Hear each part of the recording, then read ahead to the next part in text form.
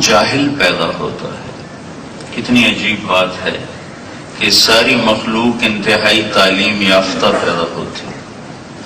اللہ تعالیٰ فرماتے ہیں واللہ اخرجکم من بطون امہاتکم لا تعلمون شیئا. اللہ نے تمہیں ماں کے پیٹ سے نکالا، تم کچھ بھی نہیں جانتے تھے. لقد خلقنا الانسان فی احسن تقویم. میں نے انسان کو سب سے خوبصورت قوام میں پیدا کیا ہے. اور کیا عجب بات ہے کہ انسان جاہل مطلق پیدا ہوتا ہے، اور انسان کے علاوہ جتنی بھی مخلوق ہے انتہائی تعلیم یافتہ پیدا ہوتی. فمن ربکما یا موسیٰ، تمہارا رب کون ہے؟ موسیٰ. ہاں، فرعون پوچھ رہا ہے تو وہ جواب دے رہے ہیں ربنا الذی اعطی کل شیء خلقہ ثم ہدی. ہمارا رب وہ ہے جو ہر چیز کو پیدا کرتا ہے پھر اسے زندگی گزارنے کا علم عطا فرماتا ہے. ایک چیونٹی کو بھی پتا ہے کہ مجھے کیا کرنا ہے. انڈے سے نکلتے ہی وہ جانتی ہے مجھے کیا کرنا ہے. اسے 1 سینٹی میٹر سے آگے نظر نہیں آتا، کان اس کے کوئی نہیں. حقیر وجود روزانہ کتنا مرتا ہے، مسئلہ جاتا ہے، لیکن اس کو قطار بنانا کون سکھاتا ہے؟ اسے انڈوں کی راکھی کون سکھاتا ہے؟ اسے گھر بنانا کون سکھاتا ہے؟ اسے ملکہ کی حفاظت اور پہرے دینا کون سکھاتا ہے؟ ایک عجب جہان ہے. پرندے کو اڑنا کون سکھاتا ہے؟ مچھلی کو تیرنا کون سکھاتا ہے؟ 21 دن کے بعد بچہ نکلتا ہے انڈے کے خول سے، صرف 21 دن کے بعد، اور اسے چلنا آتا ہے. ہم اپنے بچوں کو چلنا سکھاتے ہیں. اسے کھانا آتا ہے. ہم اپنے بچوں کو 4 سال تک کھلانا سکھاتے ہیں. اسے اپنے دوست کا پتہ ہے، اسے اپنے دشمن کا پتہ ہے. بلی کو دیکھتے ہی بھاگتا ہے ماں کی طرف. اسے کیسے پتہ چلا کہ بلی میری جان کی دشمن ہے؟ اوپر چیل اڑتی ہے، اس کو دیکھتے ہی لپکتا ہے ماں کے پروں کی طرف. اسے کیسے پتہ چلا کہ یہ اوپر اڑنے والا پرندہ مجھے اٹھا کے نوچ سکتا ہے؟ اسے کیسے پتہ چلا؟ ربنا الذی اعطی کل شیء خلقہ ثم ہدی.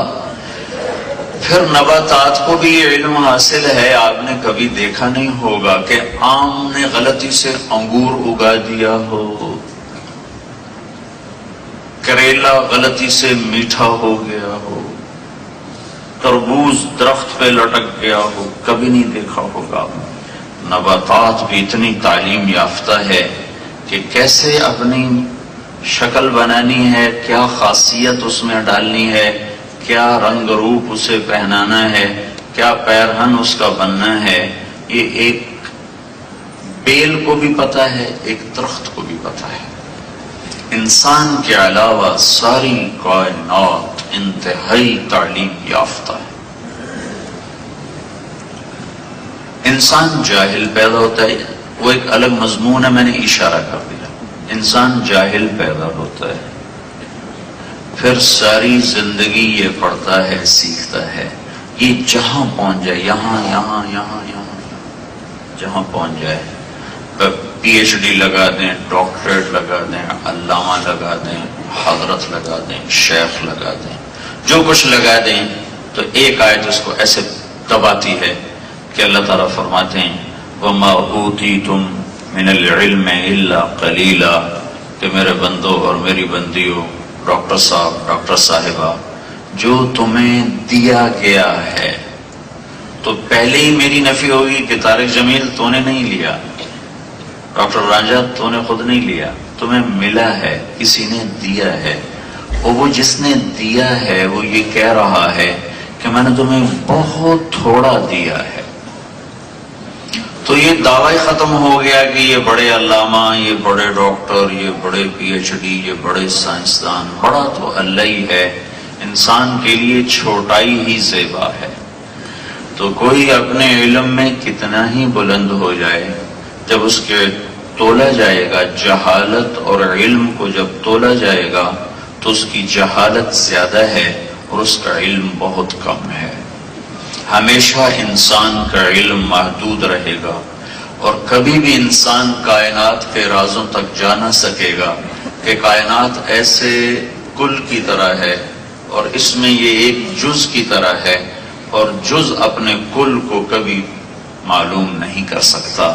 ہم اس کائنات کا ایک چھوٹا سا جزو ہیں، ہم اس کائنات کو نہ اس کی اصل تک پہنچ سکتے ہیں، نہ اس کے حقائق سے پردہ اٹھا سکتے ہیں۔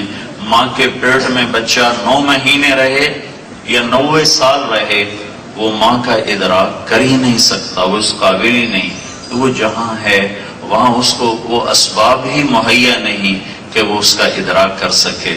انڈے کے خول میں بچہ 21 دن رہے یا 21 برس رہے، وہ باہر کی حقیقت کو جان نہیں سکتا۔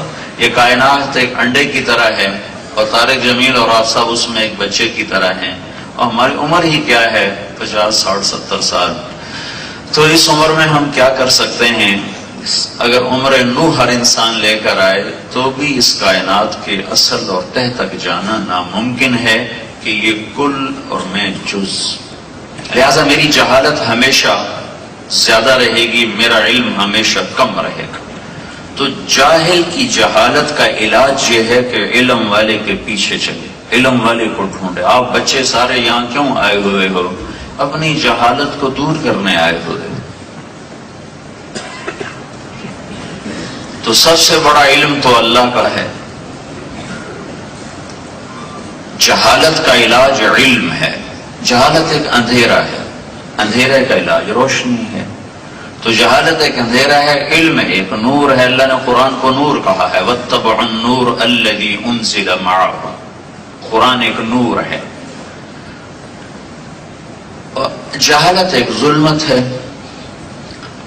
دنیا کے اندھیروں کو اللہ دور کرتا ہے سورج کی روشنی سے، دل کے اندھیروں کو دور کرتا ہے علم کے نور سے۔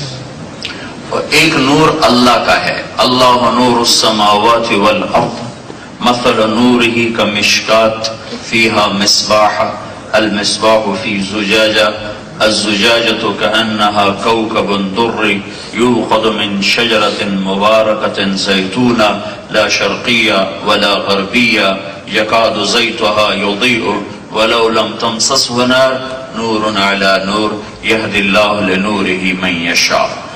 ایک اللہ نے اپنے بارے میں کہا اللہ نور السماوات والارض، پھر اللہ نے اپنے محبوب کے بارے میں فرمایا قد جاءکم من اللہ نور وکتاب مبین، میں تمہارے رب کی طرف سے ایک نور آ رہا ہے، محمد مصطفیٰ صلی اللہ تعالی علیہ وسلم۔ پھر اللہ نے کتاب اللہ کے بارے میں فرمایا واتبعوا النور الذی انزل معہ، انہوں نے اس نور کا اتباع کیا جو محمد مصطفیٰ صلی اللہ علیہ وسلم پر اتارا گیا۔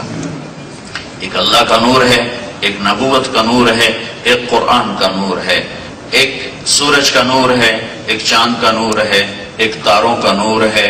یہ نور ملتے ہیں تو ظلمتیں چھٹتی ہیں، اندھیرے دور ہوتے ہیں، اور یہ تین نور جب جمع ہوتے ہیں تو انسان کی ظلمت اور انسان کے اندر کے اندھیرے ختم ہوتے ہیں۔ تو سب سے پہلا علم تو اللہ کا ہے، جس کا علم کسب نہیں، سیکھا نہیں۔ سبح للہ ما فی السماوات والارض وهو العزیز الحکیم، کل کائنات تیرے رب کی تسبیح پڑھتی ہے کہ وہ عزت و حکمت والا ہے۔ لہ ملک السماوات والارض، زمین آسمان کا بادشاہ ہے۔ یحیی و یمیت، زندگی اور موت کا مالک ہے۔ وہو علی کل شیء قدیر، ہر چیز پر وہ قادر ہے۔ هو الاول والآخر والظاہر والباطن وهو بكل شیء علیم۔ چار باتیں جس ہستی میں ہوں گی وہ علم کامل کا دعویٰ کر سکتا ہے، یہ چار باتیں جس میں نہیں ہوں گی وہ علم کامل کا دعویٰ کر نہیں سکتا۔ وہ اول ہو، اس سے پہلے کچھ نہ ہو، اسے بنایا کسی نے نہ ہو، وہ آخر ہو، وہ سب کے بعد ہو، اس کے بعد کچھ نہ ہو، اس پہ موت نہ آئی ہو، وہ بلند اتنا ہو کہ اس کے اوپر کچھ نہ ہو، وہ خفی چھپا ہوا اتنا ہو کہ کوئی چیز اس سے چھپ نہ سکے۔ جس میں یہ چار باتیں ہیں وہ یہ دعویٰ کر سکتا ہے وَهُوَ بِكُلِّ شَيْءٍ عَلِيمٌ۔ تو اس کے بعد یہی زیادہ موضوع جملہ تھا کہ اللہ تعالیٰ نے فرمایا میں اول، میں آخر، میں ظاہر، میں باطن، لہذا جب میں اول، آخر، ظاہر، باطن ہوں تو میرا ہی دعویٰ ہے کہ میں ہر چیز کا علم رکھتا ہوں۔ وَهُوَ بِكُلِّ شَيْءٍ عَلِيمٌ۔ اس آیت کو ہمارے نبی نے بیان کیا، اللہم انت الاول فلیس قبلک شیء وانت الآخر فلیس بعدک شیء وانت الظاہر فلیس فوقک شیء وانت الباطن فلیس دونک شیء۔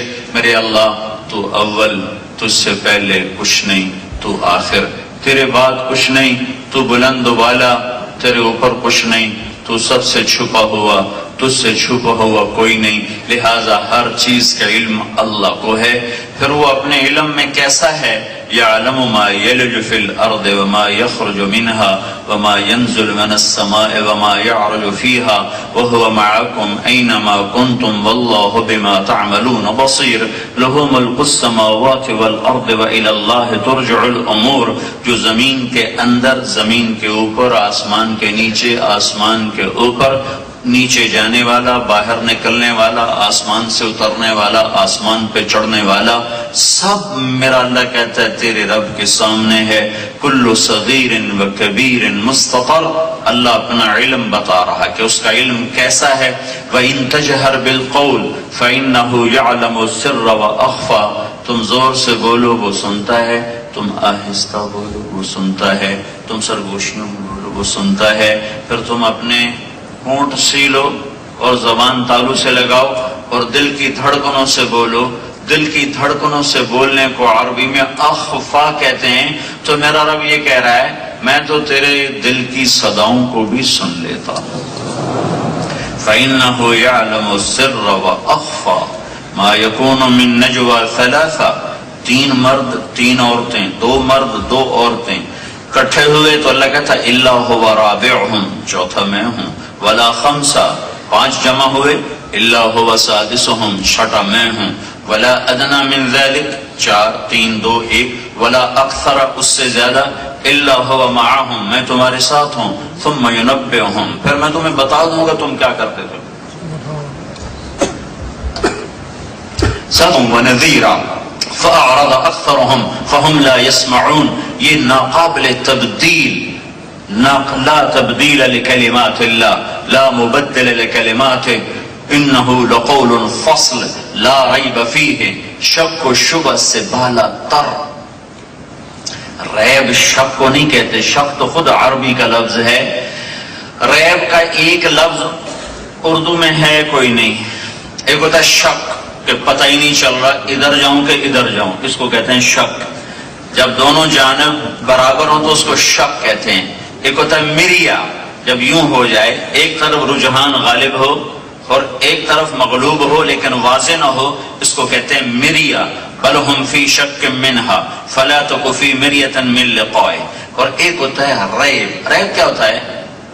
ادھر کے ادھر، یہ ایک سیکنڈ کے لیے خیال آیا ادھر یا ادھر تو ایک دم سامنے سائن بورڈ نظر آ گیا، تو جو ایک پل کا کھٹکا تھا، کھٹکا یہاں یا وہاں، ادھر یا ادھر، تو سامنے سائن بورڈ نظر آ گیا تھا، وہ جو ایک پل کا کھٹکا ہوتا ہے اس کے بعد بات واضح ہو جاتی ہے، اس کو عربی میں ریب کہتے ہیں، ریب۔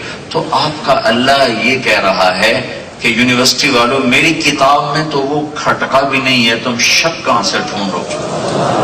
تو تم مریا کہاں سے ڈھونڈو گے؟ شک ہمارے پاس، شک یہ اتنا لمبا ترجمہ ہے ریب کا، لہٰذا ہر کوئی شک اس کا ترجمہ کر دیتا ہے، اس میں کوئی شک نہیں ہے کہ اردو میں بھی استعمال ہوتا ہے، لیکن شک خود قرآن میں استعمال ہوا ہے، یہ بہت بھاری لفظ ہے، اس میں تو تم مریا نہیں ڈھونڈ سکتے۔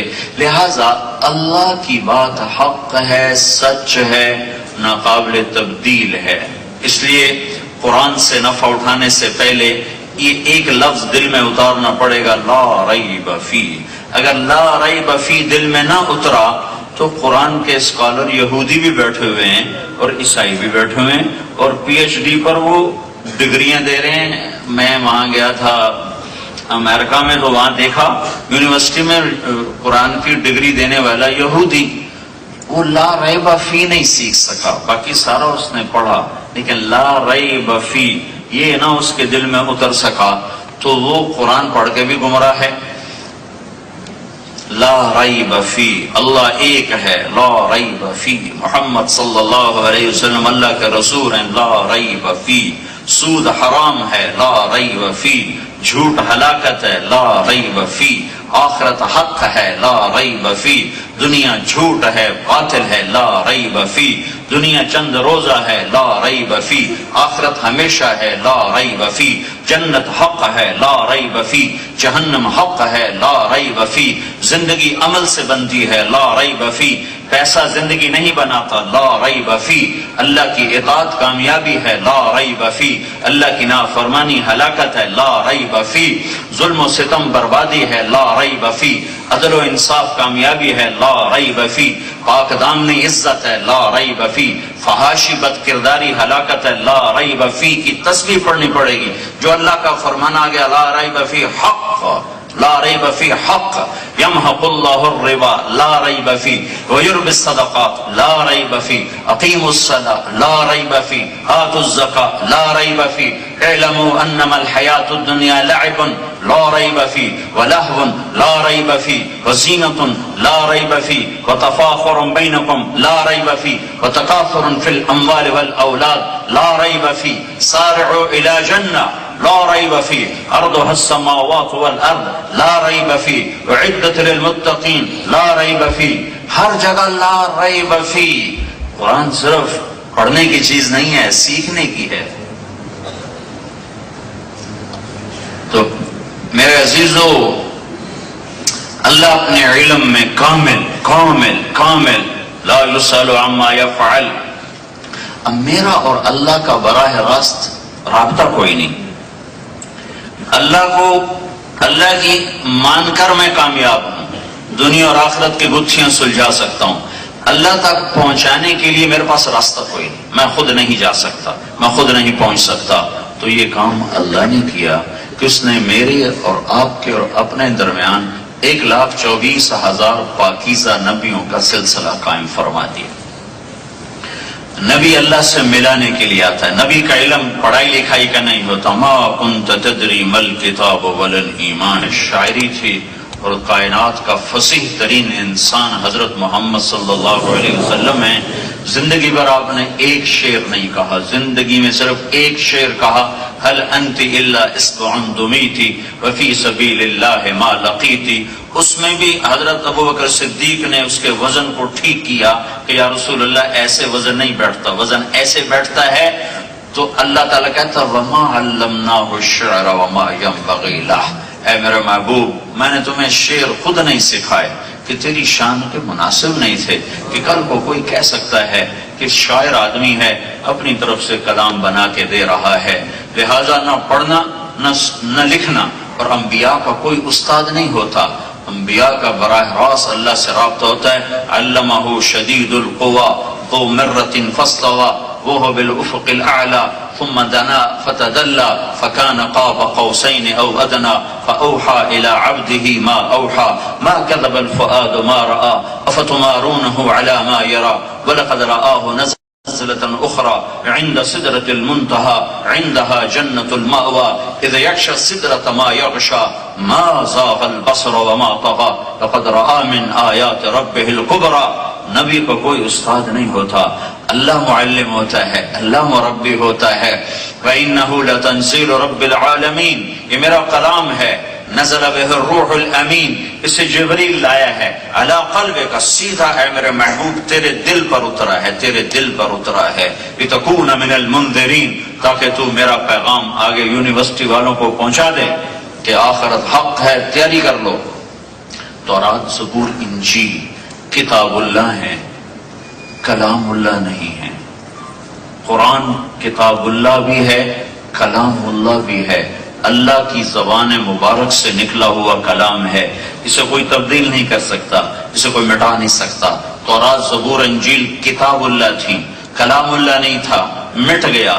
یہ کتاب اللہ بھی ہے، کلام اللہ بھی ہے، اللہ کی ذات سے نکلا ہے اور براہ راست قلب اطہر مبارک پر اترا ہے، پھر وہاں سے لسان نبوت سے وہ ادا ہوا ہے، اسے اٹھایا جائے گا، اسے مٹا کوئی نہیں سکتا، اسے تبدیل کوئی نہیں کر سکتا۔ تو میرے آپ کے استورات کے اور اللہ کے اور اللہ کے درمیان ایک واسطہ ہے، وہ واسطہ ہے محمد صلی اللہ تعالی علیہ وسلم۔ تو ہمارے تو بھاگ جاگے جو ہم محمد مصطفیٰ صلی اللہ علیہ وسلم کی امت میں پیدا ہوئے۔ پہلی کتابوں سے خبر آ رہی، یا شاعیہ قوم، شاعیہ اٹھ جا، شاعیہ بنو اسرائیل میں سے، فَإِنِّي أُطْلِقُ لِسَانَكَ بِوَحْيٍ، تجھ پر ایک وحی اترنے والی ہے۔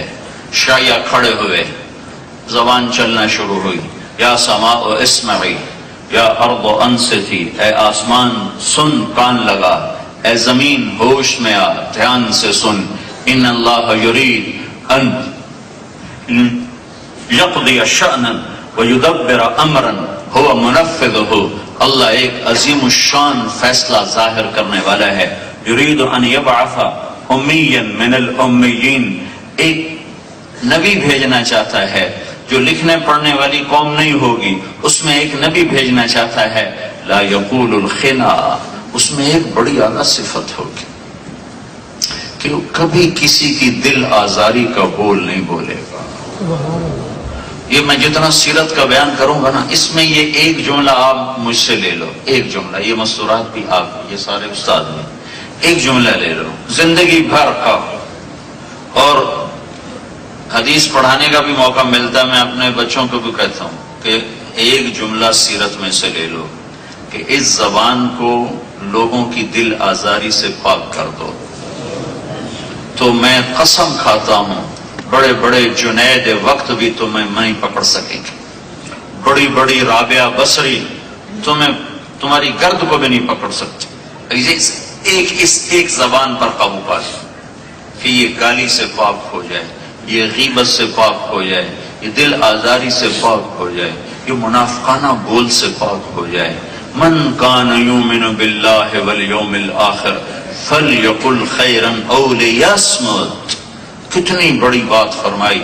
اگر آخرت پر تمہارا ایمان ہے اور اللہ پر تمہارا ایمان ہے تو پھر تمہیں زبان کو میٹھے بول کا عادی بنانا ہوگا یا چپ رہنا ہوگا۔ اگر تمہاری زبان غلط بول پر چل پڑی ہے تو پھر تم اللہ اور اس کے رسول کے نزدیک نہ ایمان والے ہو نہ آخرت والے ہو۔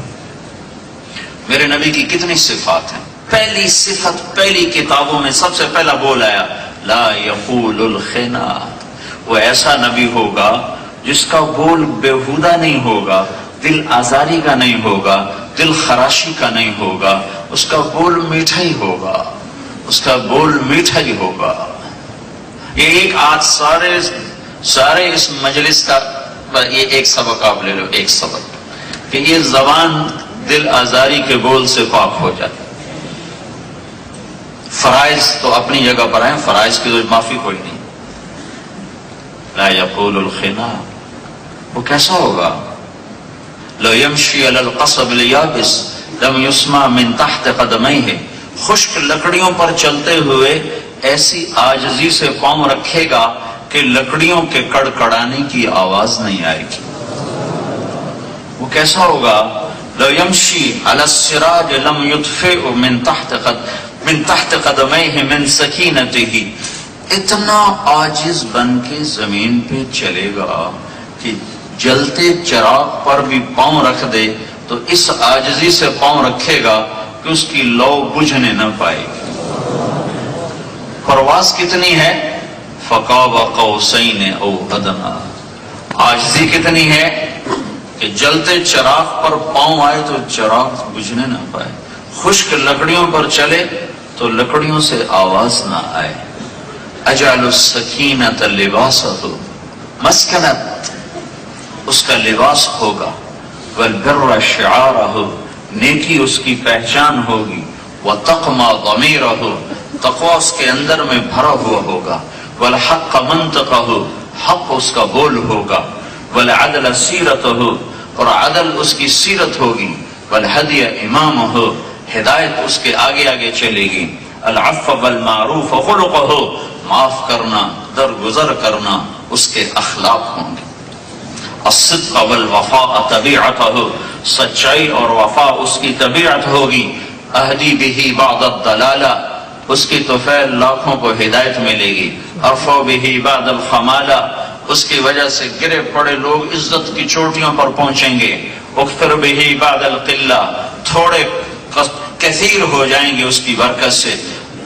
وَأَسْتَنْقِذُ بِهِ فِئَامًا مِّنَ النَّاسِ عَظِيمًا مِّنَ الْحَلَقَةِ، اور اس کی برکت سے بے شمار قوموں کو ہدایت ملے گی اور وہ جہنم سے نجات پائیں گے۔ وَأُؤَلِّفُ بِهِ بَيْنَ قُلُوبٍ مُخْتَلِفَةٍ وَأَهْوَاءٍ مُتَشَتِّتَةٍ وَقَبَائِلَ مختلفہ، اس کی برکت سے بے شمار قومیں، مختلف قبائل، مختلف زبانیں، مختلف دلوں والے ایک ہو کر امت وحدہ بنیں گے، امت وحدہ بنیں گے، امت وحدہ بنیں گے۔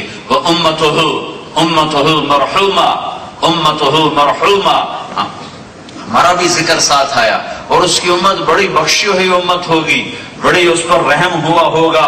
مومنین وہ ایمان والے ہوں گے، موحدین وہ توحید پرست ہوں گے، مخلصین وہ اخلاص والے ہوں گے، مصدقین بما جاءت بہ الرسل وہ پچھلے رسولوں کی تصدیق کرنے والے ہوں گے۔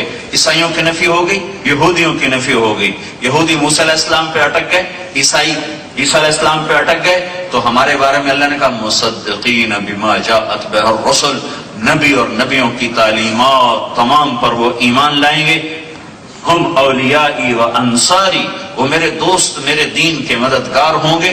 یصفون فی صلاتہم کما تصف الملائکۃ حول عرشی، وہ میرے لیے نمازوں میں ایسی صفیں بنائیں گے جیسے میرے عرش کے گرد ملائکہ عبادت کے لیے صفیں بناتے ہیں۔ وَلَهُمْ دَوِيٌّ كَدَوِيِّ النَّحْلِ، وہ مجھے ایسے یاد کریں گے ہر وقت جیسے مکھی کے چھتے سے ہر وقت بھن بھنانے کی آواز آتی رہتی ہے، ایسے ہر وقت ان کے مرد عورتوں کی زبان میری یاد سے تر رہے گی، اور میری یاد میں وہ مگن رہیں گے، گم رہیں گے، ہر وقت میرے ہی خیال میں ہوں گے، میری ہی یاد میں ہوں گے۔ وَأَجَلُ الطَّائِرَةَ السَّوْءِ عَلَى مَنْ خَالَفَهُمْ، جو نظر ان کے خلاف اٹھے گی وہ نکال دی جائے گی، جو ہاتھ اٹھے گا وہ توڑ دیا جائے گا، جو پاؤں اٹھے گا وہ کاٹ دیا جائے گا۔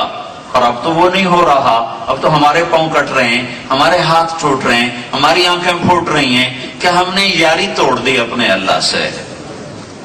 کبھی ہم بھی تم میں بھی چاہت تھی، کبھی ہم بھی تم میں بھی راحت تھی، کبھی ہم بھی تم بھی تھے آشنا، تمہیں یاد ہو کہ نہ یاد ہو۔ ایک عورت ہاتھ اٹھاتی تھی، عرش کے پائے ہل جاتے تھے۔ ایک فقیر ہاتھ اٹھاتا تھا، فرشتوں کو پسینے آ جاتے تھے اور آسمان کے دروازے بجنے لگتے تھے۔ ایک دور اس زمین آسمان نے اس امت کا یہ بھی دیکھا ہے، اور ایک دور آج بھی دیکھا ہے۔ مرغی ذبح کرتے ہوئے تو لوگ سوچتے ہیں، امت کو ذبح کرتے ہوئے کوئی سوچ نہیں کسی۔ پہلی کتابیں بتا رہا ہوں، یہ پہلی کتابوں میں تذکرہ ہے۔ پھر آپ کی آمد ہے، آپ کی آمد عجب طریقے پر ہے۔ بچے تو ہم بھی پیدا ہوئے، آپ سب پیدا ہوئے، ہمارے محبوب نبی بھی پیدا ہوئے۔ آپ کی دائی تھی شفا بنت عمر، تو وہ حضرت عبد الرحمن بن عوف کی والدہ ہیں۔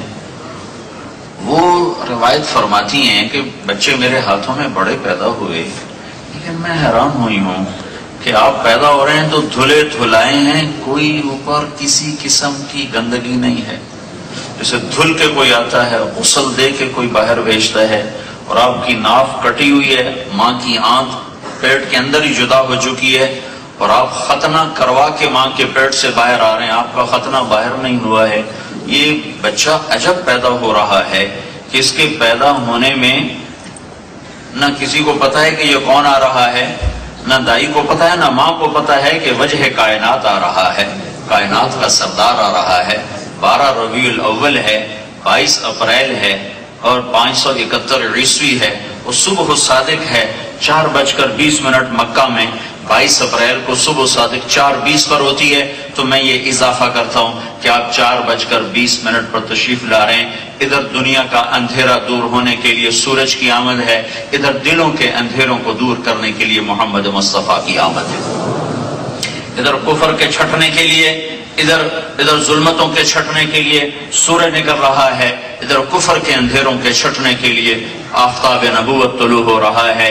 نہ ماں کو پتہ ہے نہ دائیں کو پتہ ہے. البتہ ایک معجزہ ہوا ہے کہ جب بچے کو ماں کے پہلو میں لٹایا ہے اور بچہ ایسے پڑا ہوا ہے تو ماں اور دایا دونوں اوپر کھڑی ہیں، تو ایک دم اس بچے نے کروٹ بدلی اور سجدے میں چلے گئے.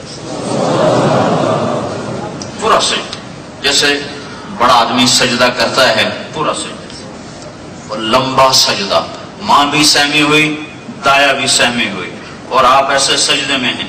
پھر آپ نے سجدے سے یوں سر اٹھایا اور اس ہاتھ کا سہارا لیا، اس ہاتھ پہ زور دیا اور یہ ہاتھ اوپر اٹھایا ایسے، اور شہادت کی انگلی کو یوں کیا. جب آپ نے ایسے کیا تو ساری کائنات میں نور ہی نور پھیل گیا. اور حضرت آمنہ فرماتی ہیں کہ ساری کائنات سکڑ سمٹ کر میرے آگے آ گئی. میں نے کیسر کے محل، کسرا کے محل، ہیرا یمن کے محل اپنی آنکھوں سے دیکھے اور نور ہی نور پھیل گیا. تو ماں بھی گھبرائی. پھر آپ اس کے بعد دوبارہ ویسے ہی ہو گئے جیسے ایک معصوم بچہ 15-20 منٹ آدھے گھنٹے کی عمر کا ہوتا ہے. آپ ویسے ہی ہو گئے. تو ماں نے گھبرا کے بچے کو گود میں لے لیا. کیا ہے؟ تو ایک دم گھر کی چھت پھٹی اور ایک بادل کا ٹکڑا اندر آیا، جیسے دھند ہوتی ہے ہمارے یہاں جنوری فروری میں. ایک دھند اندر آئی اور اس نے بالکل سارے کمرے کو بھر دیا، اور ماں اور بچے کے درمیان دھند گہری ہو گئی. اور اس دھند کے اندر سے آواز آئی، طوفوا بہ مشارق الارض ومغاربها لیعرفوا باسمہ ونعتہ وصورتہ. اس بچے کو مشرق مغرب پھراؤ، شمال جنوب پھراؤ، ساری کائنات پھراؤ کہ ساری دنیا جان لے کہ یہی ہے جس کے پیچھے چل کے منزل ملے گی. یہی ہے، اس کو پہچانو، اس کی مانو. اس کی آپ یہ بتاؤ، نقل مار کے تم لوگ پاس ہوتے ہو کہ نہیں ہوتے ہو؟ ارے بولو. تو تم اپنے نبی کی نقل کیوں نہیں اتارتے کہ اللہ تمہیں پاس کر دے؟ جب تم یہاں کے جو ممتحن ہوتے ہیں یہ تو پاس کرنے میں بخیل ہوتے ہیں کہ کوئی اور ڈگری والا نہ آ جائے کہ ہماری نوکری خطرے میں نہ پڑ جائے.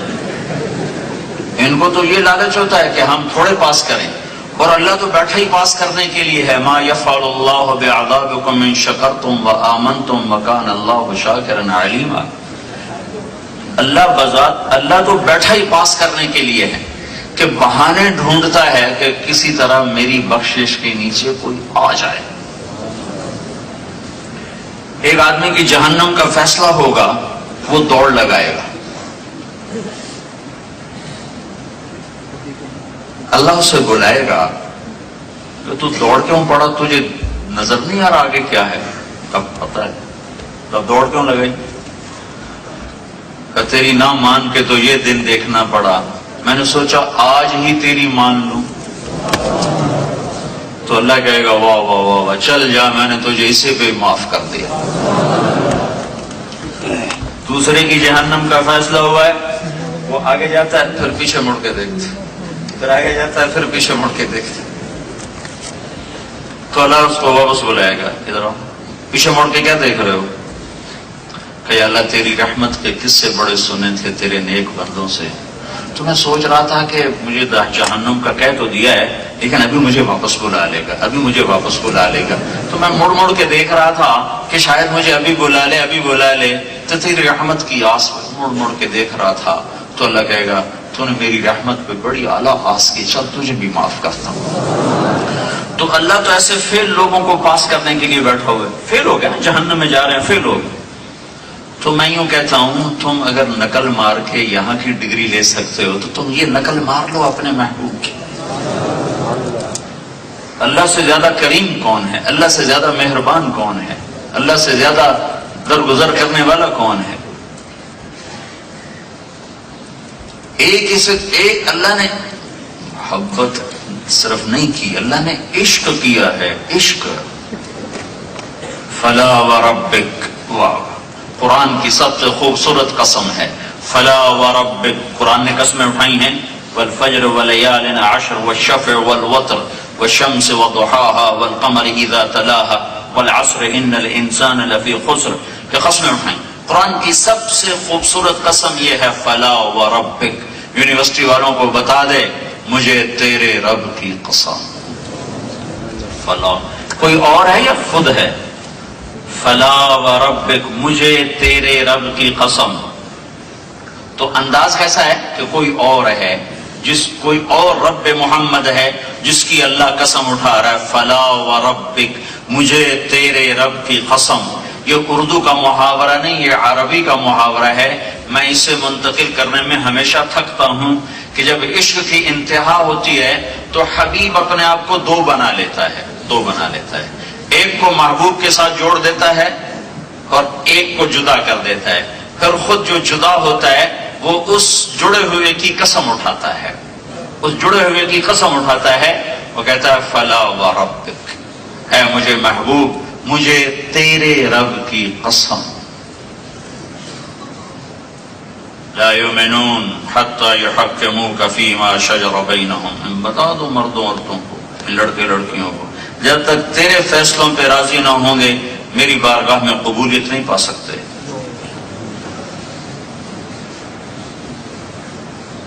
تو اللہ نے عشق کیا اپنے محبوب سے، محبت کی انتہا.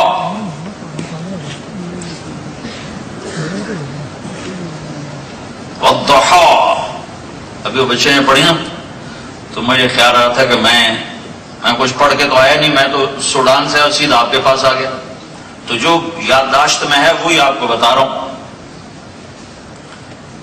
والضحا واللیل اذا سجا ما ودعك ربك وما قلى وللآخرة خير لك من الأولى ولسوف يعطيك ربك فترضى. وہی نہیں آئی کچھ دن تو قریش کہنے لگے ودع ربه وقلى، اس کا رب اسے چھوڑ گیا، اس کا رب اس پہ ناراض ہو گیا. تو ایک دن حضرت خدیجہ کے منہ سے بھی نکل گیا کہ یا رسول اللہ تو نہیں ناراض ہو گیا، اپنوں کی بات تو کھا جاتی ہے. اب ایک حکایت ہے، سچ جھوٹ ہونے کا تو اتنا پتہ نہیں لیکن ہے لکھی ضرور. منصور حلاج کو سمجھانا لوگوں نے، سولی پہ چڑھ کے اس کو لے جا رہے تھے، قتل کر رہے ہیں، تو ان پر سنگواری ہو رہی تھی، لوگ مار رہے. تو ابوبکر شبلی نے ایسے ایک کنکر اٹھا کے یوں مارا تو انہوں نے کہا ہائے، تو پہلے چپ جا رہے تھے، ہائے. تو لوگوں نے کہا اتنے پتھر پڑے تو نے اف نہیں کی، اس کے کنکر پر تیری ہائے کیوں نکلی؟ کہا یہ مجھے جانتا ہے، تم مجھے جانتے نہیں ہو، تم سے کیا گلا. اپنوں کی بات کھا جاتی ہے. اما خدیجہ کے منہ سے نکل گیا یا رسول اللہ تو نہیں ناراض ہوگی، اللہ نے تو نہیں چھوڑ دیا. ساتوں آسمان لرز اٹھے اور عرش پہ کپ کپی طاری ہوگی، جبریل پسینوں پسینے، والضحا واللیل، جیسے سانس نہیں پھول ہوتا، یہ اس انداز میں صورت آئی ہے. والضحا واللیل اذا سجا ما ودعك ربك وما قلى وللآخرة خير لك من الأولى ولسوف يعطيك ربك فترضى. یہ لہجہ ہے یہاں پھولا ہوا ہے جبریل کا سانس کہ ایک مطلب ہے مجھے قسم ہے اس چمکتے دن کی، اندھیری رات کی، تیرے رب نے تمہیں نہیں چھوڑا، تیرا رب تجھ پہ ناراض نہیں. اس کے دو ترجمے کیے ہیں امام رازی نے، وہ بتانا چاہتے ہیں. دو ترجمے اور. والضحا، اے میرے محبوب مجھے تیرے روشن علم کی قسم، واللیل اذا سجا، مجھے تیری ستاری کی چادر کی قسم جس میں تو امت کے عیب داروں کو چھپا لیتا ہے. ایک تیسرا ترجمہ جو اگلے مضمون سے زیادہ مناسبت اور مطابقت رکھتا ہے، والضحا، اے میرا محبوب مجھے تیرے حسین چہرے کی قسم، مجھے تیرے روشن چہرے کی قسم، واللیل اذا سجا، مجھے تیری سیاہ زلفوں کی قسم، ما ودعک رب، میں تمہیں چھوڑ سکتا ہوں، میں تم پہ ناراض ہو سکتا ہوں؟ ساری دنیا تیرے لیے، آخرت تیرے لیے.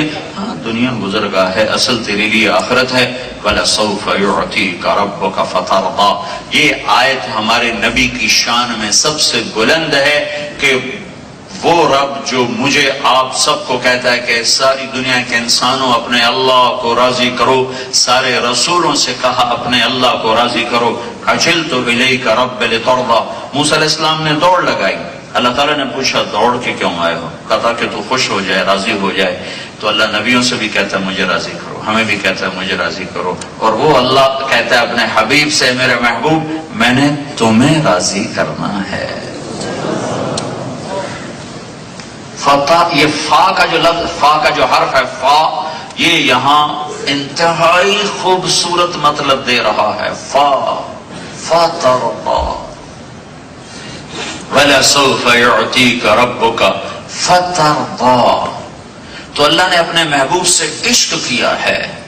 نقل اتار لو، اندر کوئی نہیں اتنا دیکھا جائے گا، اور نہ اندر ٹھیک نہ ہو تو باہر کا کیا فائدہ؟ ارے اللہ کے بندو، تم یہ ان سے کہو یہ وردی والوں سے ہندوستانی پولیس مین کی وردی پہن کے آ جائیں اور کہہ دیں اندر بھی ٹھیک ہونا چاہیے تھا، باہر دی کھڑی کر لیں، پھر ان کو نوکری ملے گی؟ کیوں بھی یونیورسٹی والوں ان کو نوکری دو گے؟ کیوں؟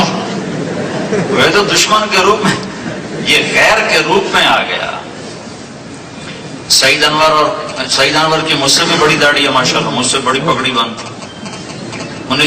2001 میں پہلا سے روزہ اس نے میرے ساتھ لگایا، تو عمران خان اور یہ دونوں گئے امریکہ، ایک ہی جہاز میں تھے قدرتی، تو اس کو امیگریشن والوں نے کچھ بھی نہیں کہا آپ تشریف لے جائیں، عمران خان کو پکڑ لیا، 2 گھنٹے بٹھائے رکھا، وہ بالکل باؤ اور وہ مولوی، تو جب وہ باہر نکلے تو عمران نے کہا یار یہ کیا چکر، تمہیں پوچھا نہیں اور مجھے 2 گھنٹے بٹھایا؟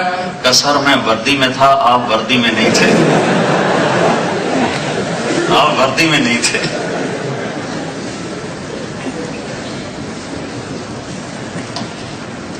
وَلَسَوْفَ يُعْتِيكَ رَبُّكَ فَتَرْضَى۔ ارے میرے عزیزو، نقل اتارو اس کی جس سے اللہ عشق کرتا ہے، جس سے اللہ پیار کرتا ہے۔ ابراہیم علیہ السلام کہہ رہے ہیں وَجْعَلْنِي لِسَانَ صِدْقٍ فِي الْآخِرِينَ، یا اللہ میرے بعد میرا نام اونچا رہے۔ اور اللہ اپنے محبوب کو بن مانگے فرما رہے ہیں وَرَفَعْنَا لَكَ ذِكْرَكَ، میں نے تیرے نام کو بلند کر دیا۔ ابراہیم علیہ السلام دعا کر رہے ہیں وَجْعَلْنِي مِنْ وَرَثَةِ جَنَّةِ النَّعِيمِ، یا اللہ مجھے جنت عطا فرما۔ اور اللہ اپنے حبیب کو مانگے بغیر فرما رہے ہیں اِنَّا أَعْطَيْنَاكَ الْكَوْثَرَ، میں نے جنت تیرے قدموں پہ قربان کر دی۔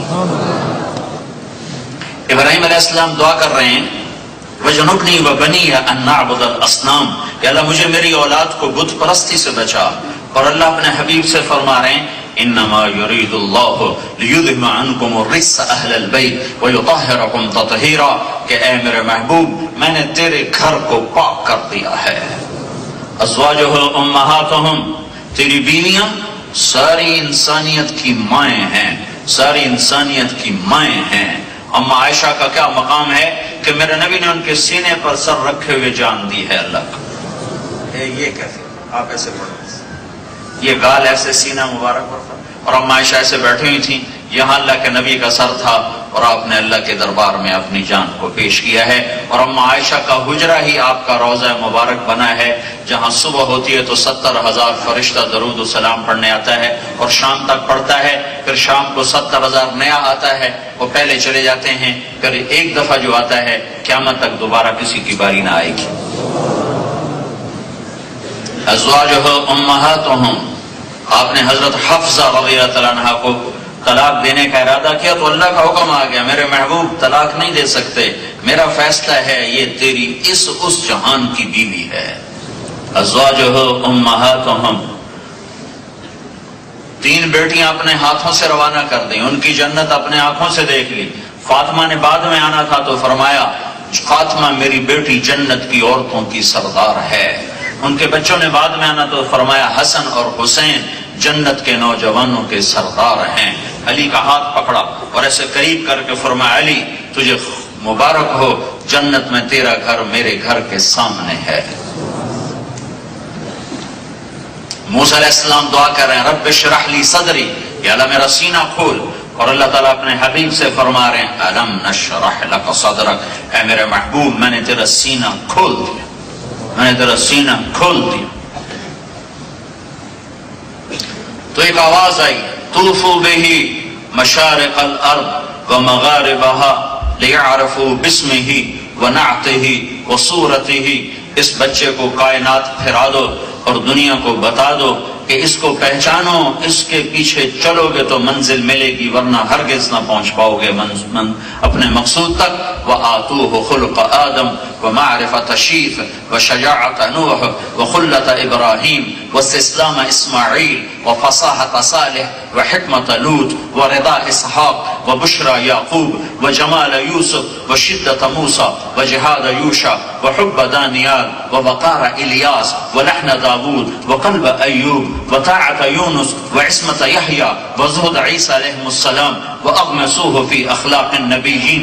یہ آواز آئی کہ اس بچے کو آدم کے اخلاق دو، شیث کی معرفت دو، نوح کی شجاعت دو، ابراہیم کی دوستی دو، اسماعیل کی قربانی دو، لوط کی حکمت دو، اور صالح کی فصاحت دو، اور اسے یعقوب کی بشارت دو، اسحاق کی رضا دو، اور اسے یوسف کا حسن و جمال دو، اور اسے موسیٰ کا جلال دو، یوشع کا جہاد دو، دانیال کی محبت دو، الیاس کا وقار دو، ایوب کا دل دو، داود کی زبان دو، یونس کی طاعت دو، یحییٰ کی عصمت دو، عیسیٰ علیہ السلام کے اخلاق کے کائن زہد دو، اور سارے نبیوں کے اخلاق اس بچے کو عطا کر دو۔ یہ پیدا ہوتے ہی یہ معاملہ ہوا ہے، اور اس آواز کے بعد ایک دم بادل چھٹ گیا اور وہ غائب ہو گیا۔ تو حضرت آمنہ فرماتی ہیں میں نے دیکھا میرا بچہ کا کہ ایسا تھا کل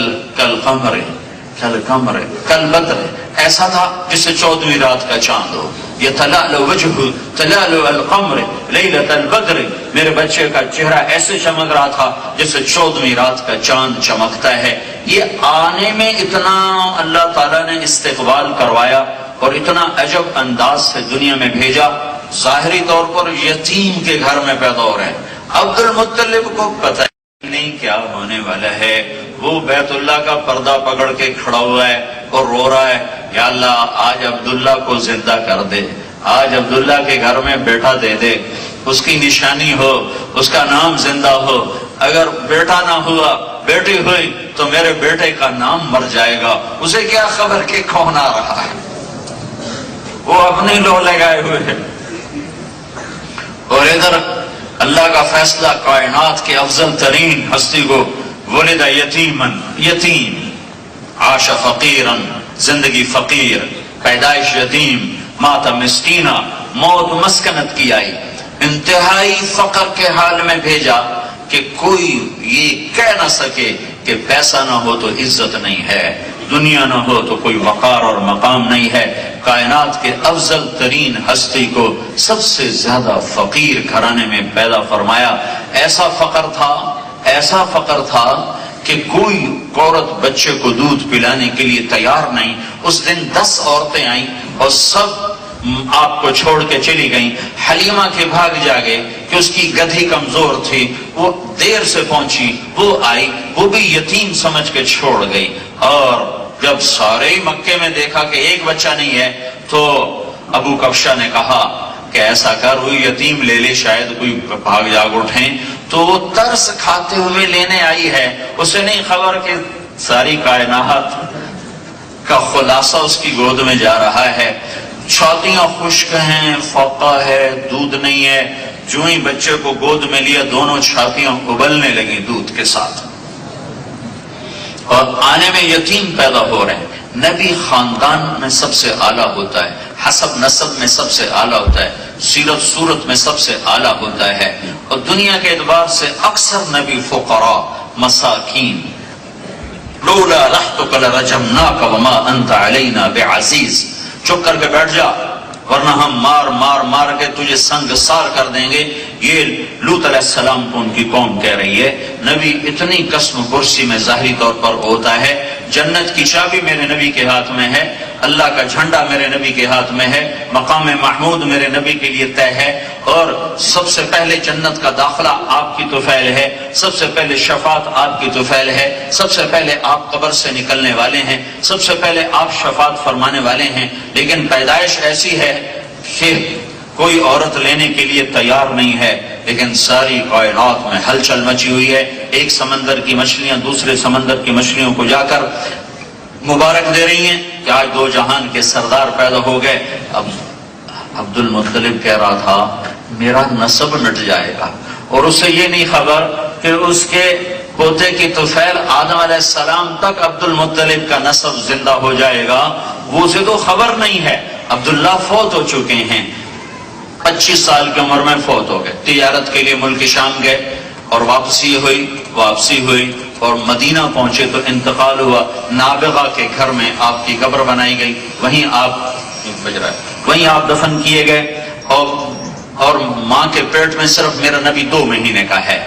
تو عبد المطلب کو یہ دکھ درد ہے کہ ہائے میرے بیٹے کا تو نسب مٹ جائے گا، اور اللہ نے ایسا نسب زندہ کیا عبداللہ کا کہ توڑ آدم علیہ السلام تک محمد مصطفیٰ صلی اللہ علیہ وسلم کی طفیل آپ کے نسب کو اللہ نے زندہ کر دیا۔ محمد بن عبداللہ بن عبد المطلب بن ہاشم بن عبد مناف بن قصی بن کلاب بن مرہ بن کعب بن لوی بن غالب بن فہر بن مالک بن نضر بن کنانہ بن خزیمہ بن مدرکہ بن الیاس بن مضر بن نزار بن معد بن عدنان بن اود بن حمیسہ بن سلامان بن عوس بن بوز بن قموال بن عبی بن عوام بن ناشد بن حزا بن بلداس بن یدلاف بن طابخ بن جاحم بن ناحش بن ماخی بن عیفی بن عبقر بن عبید بن الدعاء بن حمدان بن سنبر بن یثربی بن یحزن بن یلحن بن ارعوا بن عیدی بن زیشان بن عیسر بن اقناد بن ایہام بن مقصر بن ناحف بن زارع بن سمی بن مزی بن عوض بن عرام بن قیدار بن اسماعیل بن ابراہیم بن آذر بن ناحور بن سروج بن رعوب بن فائج بن عابر بن ارفخشاد بن سام بن نوح بن لامک بن متوشال بن ادریس بن یرد بن ملہلئیل بن قینان بن آنوش بن شیس اور بن آدم علیہ السلام۔ عبد المطلب کو پتہ نہیں کہ آدم تک نسب زندہ ہو گیا، آدم تک نسب زندہ ہو گیا۔ یہ وہ ہستی ہے کہ اس کی طفیل آدم تک سلسلے زندہ رہیں گے۔ ولد یتیماً، یتیم پیدا ہو رہے ہیں۔ 6 سال کی عمر میں قربان جاؤں، ہم تو اپنے محبوب کو کیا کیا لاڑ لڑواتے ہیں، اور میں اللہ پہ قربان جاؤں 6 سال میرے نبی کی عمر ہے۔ تو حضرت آمنہ نے، سیدہ آمنہ نے عرض کی اپنے سسر سے کہ میں نے اپنے خامد کی قبر کی زیارت ہی نہیں کی، میں وہاں جانا چاہتی ہوں، قبر پہ حاضری دینا چاہتی ہوں۔ تو عبد المطلب نے اجازت دے دی۔ 3 افراد کا قافلہ ام ایمن آپ کے والد کی خادمہ باندھی، اور والدہ ماجدہ اور حضرت محمد صلی اللہ علیہ وسلم مدینہ پہنچے۔ جب پہلی قبر پہ حاضری ہوئی ہوگی تو کیا بات ہوئی گی ماں بیٹے میں، وہ مجھے کسی کتاب میں ملی نہیں، لیکن خیال ضرور آتا ہے کہ وہاں اللہ کے نبی نے کیا پوچھا ہوگا اپنی ماں سے، اور ماں نے کیا کہا ہوگا، اور ماں بیٹے کے وہاں کیا جذبات ہوں گے۔ بطور بیوی کے پہلی دفعہ خامد کی قبر دیکھیے تو کیا جذبہ ہوگا، بہت کچھ ہوگا، کہیں ملا نہیں، کسی سیرت میں ملا نہیں۔ خیال آتا ہے کہ معصوم 6 برس کے بچے نے اپنی اماں سے کیا کہا ہوگا، یہ میرے ابا کی خبر ہے، میرے ابا کہاں ہیں۔ 1 مہینہ وہاں رہے، وہاں آپ نے تیرنا سیکھا وادی عقیق میں۔ مہینے کے بعد واپسی ہو رہی ہے، اور ابوا کے مقام پر جب یہ مدینے سے قافلے چلتے تھے تو پہلا مقام آتا تھا ملل، پھر روحا، پھر افایا، پھر عرج، پھر ابوا، پھر عصفان، پھر مرہ دہران، اور پھر مکہ۔ یہ راستہ تھا 7 راتوں کا۔ تو یہ چھوٹا سا قافلہ جب 5ویں رات ابوا کے قریب پہنچا ہے تو اچانک حضرت آمنہ پر موت کا عوار ہوا۔ بیمار کوئی نہیں، 25 سال کی عمر، صرف 25 سال کی عمر، ایک ہی بچہ ہے، اور محمد مصطفیٰ صلی اللہ علیہ وسلم کے لیے ماں بھی ماں ہے، باپ بھی ماں ہے، بہن بھی ماں ہے، بھائی بھی ماں ہے، کوئی اور ہے جو نہیں۔ تو ساری توجہات کا مرکز اور محور صرف ماں ہے۔ اس کو تو اللہ باقی رکھتا، بڑھاپا تھا، اپنی ماں کی خدمت کرتے، پھر ماں خود سرے باندھتی، بارات لے جاتی، شادی کر کے آتی، ڈولی اتارتی، پھر بچے ہوتے، پھر جیسے ایک عام دستور ہے اللہ کے دربار میں پیش ہو جاتی، تو میں قربان جاؤں، 6 سال کے بچے کی عمر کیا ہوتی، وہ 6 سال میں بچے کی ہمت کیا ہوتی. اور وہ جگہ جہاں یہ واقعہ ہوا ہے وہ ایڈیٹوریم میں تمہیں کیسے سمجھاؤں. میں سن 2000 میں گیا حضرت آمنہ رضی اللہ تعالیٰ عنہا کی قبر کو ڈھونڈنے، اور میں نے اللہ کے فضل سے اسے ڈھونڈا. میری زندگی گزر گئی سفر، ابھی اتنے لمبے سفر سے آ رہا ہوں، زندگی گزر گئی سفر. اور میں 2 دفعہ بیت اللہ کے اندر گیا ہوں، نماز پڑھی ہے، لیکن میرے دل کی کیفیت جو اس جگہ پر بنی ہے وہ آج تک کہیں نہیں بنی. میں تمہیں کیا سناؤں، کیا بتاؤں. اب وہاں ہم پہنچے سن 2000 میں، کوئی آدمی ہمیں لے جانے کے لیے تیار نہیں کہ جی ادھر پولیس پکڑتی ہے. ایک جگہ ہم نے گاڑی کھڑی کی، اداس میں بیٹھا ہوا کہ یا اللہ، میں نے تو یہ سفر ہی اتنے بڑے کام کے لیے کیا تھا، تو یہ تو بیچ میں ہی رہ گیا. کوئی آدمی تیار نہیں ہو رہا لے جانے کے لیے، چونکہ اندر پہاڑوں میں ہے، راستہ کوئی نہیں، سوائے راہبر کے آپ جا نہیں سکتے. تو پیٹرول پمپ تھا، ایک گاڑی آ کے رکی. تو میں نے ڈوبتے کو تنکے کا سہارا، میں نے ایک دوست سے کہا اس سے کہو ہمیں لے جائے گا. تو وہ اس کے پاس چلا گیا. السلام علیکم، جی آپ کو حضرت آمنہ کی قبر معلوم ہے؟ جی معلوم ہے. آپ لے جا سکتے ہیں؟ کہا جی نہیں، ادھر پولیس ہوتی ہے، پکڑ لیتے. پھر وہ کہنے لگا کہاں سے آئے ہو؟ کہ پاکستان سے آئے. وہ بھی پاکستانی تھا. تمہارا نام کیا ہے؟ کہ سعید.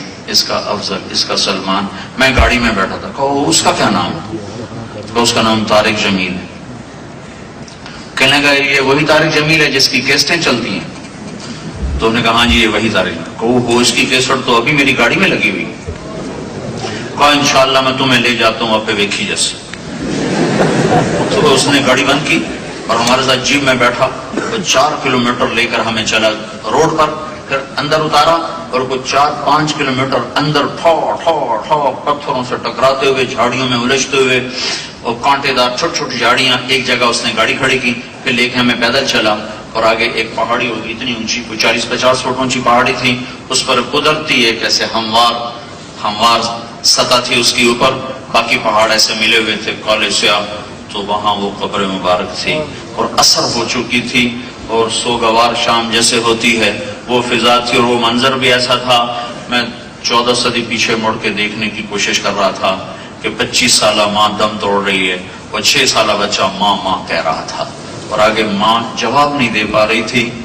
مجھے ہارٹ اٹیک ہوا ہے تو مجھے اس سے ایک اندازہ ہوتا ہے کہ حضرت آمنہ کو ہارٹ اٹیک ہوا ہوگا کہ ان سے بولا نہیں جا رہا تھا. تو وہ اور پہلو بدل رہی تھی بے قرار ہو کر. یہ ساری نشانیاں وہی ہیں جو ہارٹ اٹیک کی ہوتی ہیں. تو آپ ماں ماں کہتے اور وہ آگے بات دیکھتی تھی اور بولا نہیں جاتا تھا. پھر دم توڑنے سے پہلے کہا جیسے شمع بجھنے سے پہلے بھڑکتی ہے، تو ساری طاقت کو جمع کر کے فرمایا بیٹا کل حی میت و کل جدید بال. ہر زندہ نے مرنا ہے، ہر جوانی نے ڈھلنا ہے.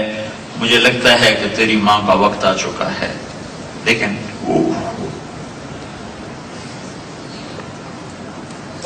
تم نے وہ جگہ دیکھی ہوتی تو تمہیں بابا ٹھنڈے ایڈیٹوریم میں تمہیں کیا بتاؤں، اب تمہیں کیا سمجھاؤں. میں ہزاروں دفعہ یہ قصہ سنا چکا ہوں. ہر دفعہ میرا دل بھر آتا ہے اور آنکھیں ڈبڈباتی ہیں کہ وہ منظر میرے سامنے آ جاتا ہے کہ اتنے بڑے نبی کو، اتنے بڑے حبیب کو اتنے بڑے امتحان میں ڈالا. 6 سال کے بچے کی کیا حیثیت. جنگل. سن 2000 میں انسان نام کی شے نہیں تھی وہاں، تو 1400 سال پہلے وہاں کیا ہوگا.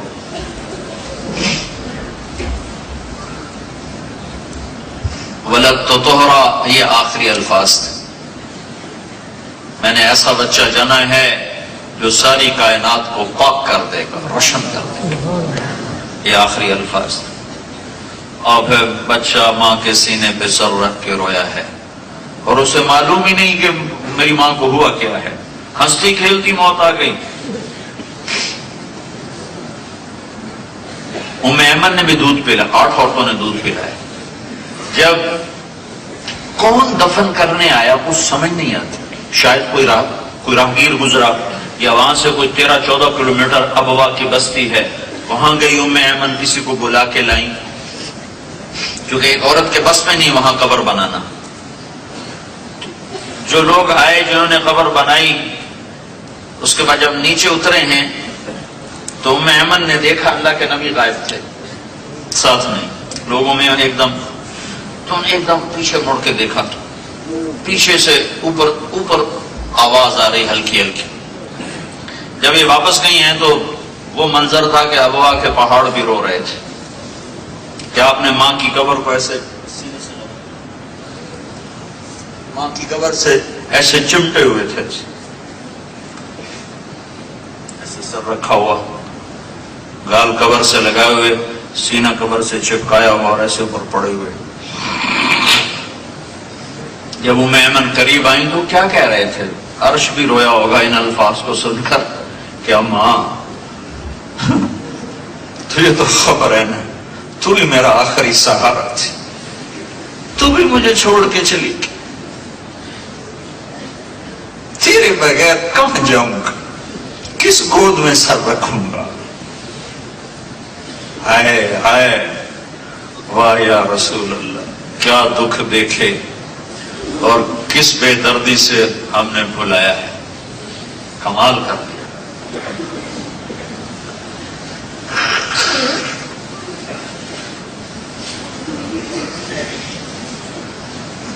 ام ایمن نے کھینچا، بیٹا محمد اٹھو، کہ میں نہیں جاؤں گا، میں ماں کے بغیر کہیں نہیں جاؤں گا۔ اسے نہیں خبر کہ یہاں کہانی ختم ہو جاتی ہے۔ مکے تک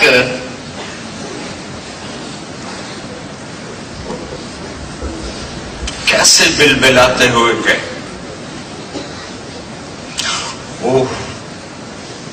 او میرے عزیزو، صرف جلسے نہ کیا کرو، زندگی بدلو زندگی۔ سیرت النبی کا جلسہ خیر و برکت کی چیز ہے، لیکن آخرت کے فیصلے صرف جلسے سے نہیں ہوں گے، آخرت کے فیصلے زندگی بدلنے سے ہوں گے۔ آج زندگی بدلنے کا فیصلہ کر کے اٹھو۔ آپ بے قرار ہو کر روتے، ماں کہاں سے آئے؟ کبھی نوکروں سے دل بہلا، کبھی نوکرانیوں سے دل بہلا، کیا بے نیاز ہے۔ مکے میں ماں کو مارتا تو دادا تو ہوتا، چاچا تو تھے، دادی تھی، چاچے تھے، پھوپھیاں تھیں، کوئی سینے سے لگاتا، کوئی پیار کرتا۔ مدینے میں موت دیتا تو مدینے میں نان کے بیٹھے ہوئے تھے، وہ اٹھا لیتے۔ میں حیران، کس جنگل میں موت، اور 3 راتیں مسلسل رلایا ہے۔ ہائے ماں، ہائے ماں۔ ایک واقعہ سناتا ہوں، کتنا دکھ جھیلا۔ 57 برس گزر گئے اس بات کو، 57 سال، 63 سال آپ کی عمر ہوگی، اور آپ حجۃ الوداع کے لیے تشریف لے جا رہے۔ مدینے سے چلے تو 12,000، مکے پہنچے تو 1,00,000، عرفات میں پہنچے تو 1.25 لاکھ، ابوا میں پہنچے تو 70,000۔ یہ 70,000 کا عدد میں تخمیناً کہہ رہا ہوں، میں نے کہیں پڑھا نہیں، لیکن یہ باقی جو عدد بتا رہا ہوں یہ کتابوں میں موجود ہیں مختلف۔ میرا اندازہ ہے کہ ابوا سے، مدینہ سے چلتے چلتے ابوا پہنچ کے 60-70,000، چونکہ مجمع ساتھ جب مل رہا تھا قبائل، اس سارے قافلے کے ٹھہرنے کی جگہ بنائی گئی تھی ابوا کی وادی میں وہاں۔ لیکن جب آپ ماں کی قبر پر پہنچے تو وہ جنگل ایسے پہاڑوں میں، بیچ کا راستہ آپ نے لیا، تو جب آپ ماں کی قبر پر پہنچے تو آپ اونٹنی سے اتر گئے۔ اور میں تو چشم دید ہوں، وہاں تو 70 آدمی آرام سے نہیں بیٹھ سکتے۔ آپ نے 70,000 سے کہا ادھر ہی خیمے لگاؤ، ادھر ہی۔ اور دھوپ، اپریل کی دھوپ، احرام باندھا ہوا، سر ننگا، اور ماں کی قبر کے سرانے یوں بیٹھے، گھٹنے اوپر اٹھائے، ہاتھ یہاں رکھے اور سر نیچے دیا، اور پھر پھوٹ پھوٹ کے روئے ہیں، اتنا روئے ہیں کہ ہچکی بند گئی اور داڑھی آنسوں سے تر ہو گئی۔ ہائے کاش میری ماں زندہ ہوتی تو میں اس کی ایسی نوکری کرتا کہ میں عشاء کے مصلی پہ کھڑا ہوتا اور میں سورۃ فاتحہ شروع کر چکا ہوتا، اور ادھر سے میری ماں کہتی بیٹا محمد، تو میں کہتا لبیک اماں جی، نماز بعد میں پڑھوں گا۔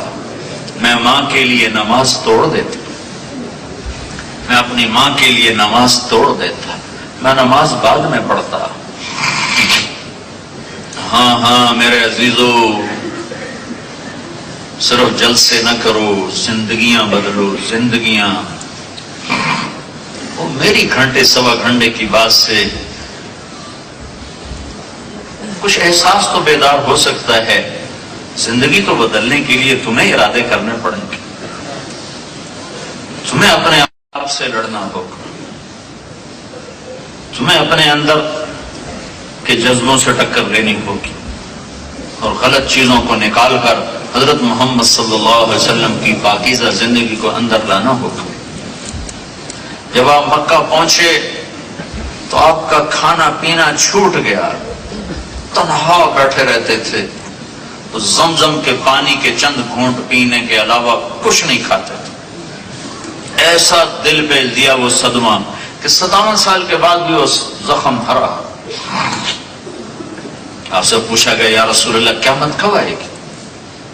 اللہ کو پتا کب آئے گی؟ یا رسول اللہ کو نشانی تو بتا دے۔ تو آپ نے فرمایا جب ماؤں کو ذلیل کیا جائے گا تو قیامت آ جائے گی۔ جب اولادیں اور خاص طور پر بیٹیاں بھی اپنی ماؤں کو ذلیل کریں گی تو اللہ قیامت قائم کر دے گا۔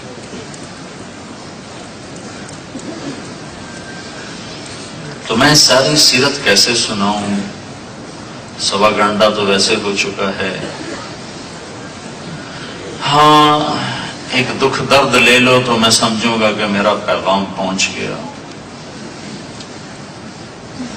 اپنی زندگی بدلنے کے فیصلے کرو، نہ جانے بلا لے پیا کس گھڑی، تو کیا کیا کرے گی ہری دن کے دن، پتہ نہیں کب بلاوا ہے۔ اور وہاں ایک ہی سکہ چلتا ہے، محمد رسول اللہ ہے۔ سید قریشی نہیں چلتا، وہاں شاہ جی نہیں چلتا، قریشی صاحب نہیں چلتا، ڈاکٹر صاحب نہیں چلتا، وہاں اور پہچان ہے۔ آپ نے فرمایا جب میں جنت میں جاؤں گا تو میری سواری کی لگام بلال کے ہاتھ میں ہوگی جو پکڑ کر میرے ساتھ ساتھ جا رہا ہے۔ بلال تو عرب نہیں ہے، قریشی نہیں ہے، سید نہیں ہے، شاہ جی نہیں ہے، غلام زیادہ ہے، غلام ہے، لیکن میری سواری کی لگام بلال کے ہاتھ میں ہوگی جو پکڑ کے میرے ساتھ ساتھ جنت میں داخل ہوگا۔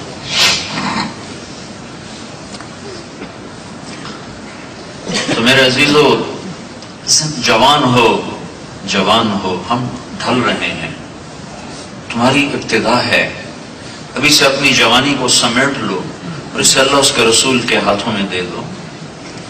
سیاسی لوگوں کا اعلی کار بننے سے بچو، تحریکوں کا اعلی کار بننے سے بچو، فرقہ واریت کی آگ میں جلنے سے بچو، امت بن کے چلو، امت بن کے چلو، امت بن کے چلو۔ اللہ کے رسول نے اس امت پر صرف آنسو نہیں بہائے، خون بہایا ہے، اپنی اولاد کو ذبح کروایا ہے، اپنے گھرانے کو بیٹیوں کا دکھ مار دیتا ہے، اور حرم کے اندر عتبہ نے آ کر ابو لہب کے بیٹے نے، حضرت رقیہ اور ام کلثوم دونوں کا نکاح ہو چکا تھا ابو لہب کے بیٹوں سے، اور ابھی رخصتی باقی تھی کہ آپ نے نبوت کا اعلان فرمایا۔ اس نے بکواس کی، اللہ نے جواب دیا تبت یدا ابی لہب وتب، تو اس نے کہا جاؤ محمد کی بیٹیوں کو طلاق دے دو ورنہ تم میرے گھر میں نہیں آ سکتے۔ تو عتبہ نے آ کر اللہ کے نبی صلی اللہ تعالی علیہ وسلم حرم میں اندر بیٹھے تھے، اگر یہاں سے گریبان پکڑ یوں جھٹکا دیا، آپ کا گریبان پھٹ گیا، کہ تیری بیٹیوں کو طلاق ہے۔ طائف کے پتھر کھائے اور اف نہیں کی، اوہ نہیں کی، اور ان کے لیے جب فرشتے نے کہا کہ ان کو پیس دوں تو کہا نہیں، اللہ ان کی نسل سے ایمان والے نکالے گا۔ طائف کے پتھروں سے بد دعا نہیں نکلی، لیکن بیٹی کی طلاق نے ایسا دکھ پہنچایا کہ آپ نے کہا میں اللہ سے مانگتا ہوں کہ تیرے اوپر کوئی کتا چھوڑ دے۔ اپنے گھر کو سرما بنایا ہے، اب عتبہ گیا تجارت کے لیے شام تک، شیر نے اس کو پکڑا اور اس کی بوٹی بوٹی کر کے پھینک دیا۔ تو میرے عزیزو، آپ جوان ہو، اپنی منزل دو چیزیں بناؤ، اللہ اس کے رسول کو راضی کرو اور ایک صحیح علم حاصل کرو، تیسرے کام سے نکل جاؤ، اپنے اخلاق بناؤ، اپنے کردار کو بناؤ۔ حضرت محمد صلی اللہ علیہ وسلم ہمیں زندگی دے کر گئے، زندگی، اللہ کی قسم ایک ہی ہستی ہے جس کی ہر ادا محفوظ ہے، ہر ادا اس کی نقل اتارتے جاؤ۔ میرے نبی جب غمگین ہوتے تھے تو یوں بیٹھا کرتے تھے۔ تو مجھے بتاؤ، اگر یہ چیز سیرت میں نہ لکھی ہوتی تو کوئی کمی تھی ہمیں سیرت؟ لیکن میں قربان جاؤں، اللہ پہ جب عشق کرتا ہے تو ہر چیز کیسے محفوظ کر کے پہنچائی۔ جب آپ غمگین ہوتے تھے تو آپ یوں بیٹھا کرتے تھے۔ یہ آپ کے غم کی نشانی ہے کہ آپ نے ایسے داڑھی پکڑی ہوتی تھی اور ایسے یہاں ایسے کونی رکھی ہوتی تھی اور یوں بیٹھے ہوتے تھے۔ یہ اس بات کی نشانی ہے کہ آج اللہ کے نبی غمگین بیٹھے۔ جب آپ کو غصہ آتا تھا تو اظہار تو ہوتا نہیں تھا، تو یہاں ایک رگ تھی جو ایسے ایسے پھڑکتی تھی، یہ اس بات کی نشانی ہوتی تھی کہ آج اللہ کے نبی ناراض بیٹھے۔ جب آپ کسی سے ناراضگی کا اظہار فرماتے تھے تو کبھی زبان سے تو کچھ کہتے نہیں تھے، وہ ادھر سے جب آتا تو آپ یوں ہو جاتے تھے، وہ ادھر سے آتا تو آپ یوں ہو جاتے تھے۔ صرف اتنا آپ کا اظہار ناراضگی ہوتا تھا، اور اس کی تربیت کے لیے آپ اپنی وجہ سے کبھی کسی سے ناراض نہیں ہوئے۔ وہ ادھر سے آتا تو آپ ایسے ہو جاتے تھے، تو وہ فوراً سب کو پتہ چل جاتا تھا کہ آج اس سے اللہ کے نبی ناراض۔ تو اس کو فکر پڑ جاتی تھی پوچھنے کی کہ یا رسول اللہ، آپ نے منہ پھیر لیا، خیر تو ہے، آپ اس سے ناراض کیوں؟